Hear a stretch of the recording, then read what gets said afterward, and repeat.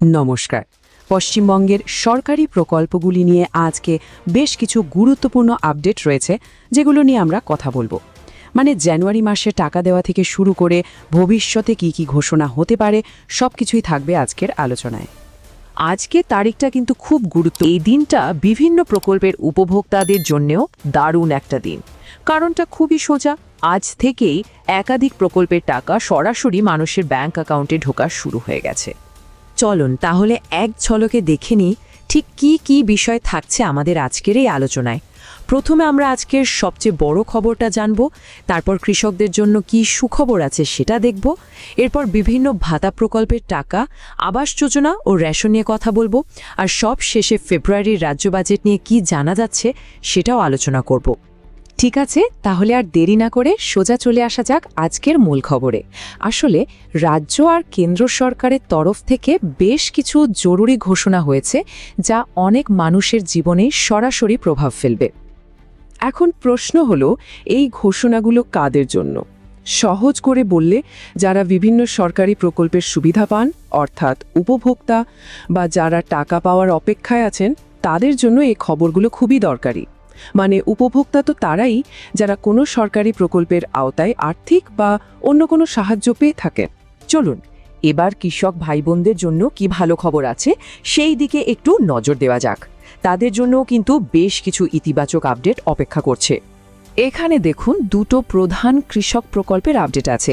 প্রথমটা হলো রাজ্য সরকারের কৃষক বন্ধু প্রকল্প। রবি মরশুম 2025-এর টাকা যেসব উপভোক্তাদের বকেয়া ছিল, তাদের অ্যাকাউন্টে আজ থেকে সেই টাকা দেওয়া শুরু হচ্ছে।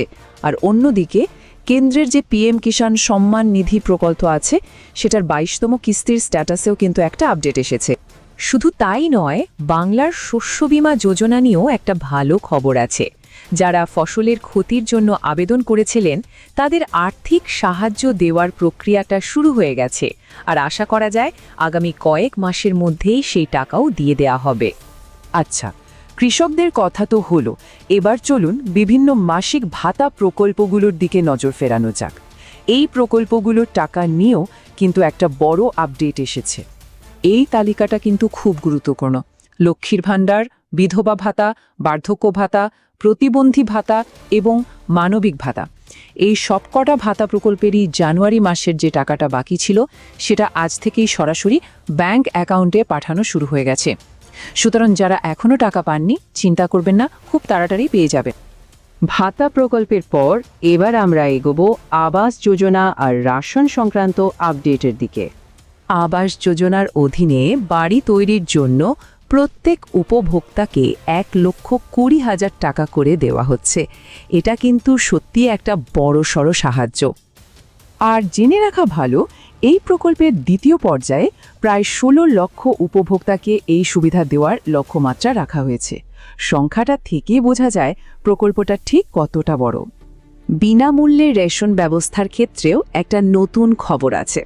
আগামী মাস অর্থাৎ ফেব্রুয়ারি 2026 থেকে রেশন কার্ড হোল্ডারদের জন্য কিছু অতিরিক্ত সামগ্রী বরাদ্দ করার কথা ভাবা হচ্ছে। এতক্ষণ তো আমরা কথা বললাম সেই সব টাকা নিয়ে, যা এখন দেওয়া হচ্ছে, কিন্তু এবার একটু ভবিষ্যতের দিকেও তাকাতে হবে, বিশেষ করে আসন্ন রাজ্য বাজেটের দিকে, কারণ সেখানেও অনেক কিছু অপেক্ষা করে আছে। এই টাইমলাইনটা দেখলে ব্যাপারটা আরও পরিষ্কার হয়ে যাবে।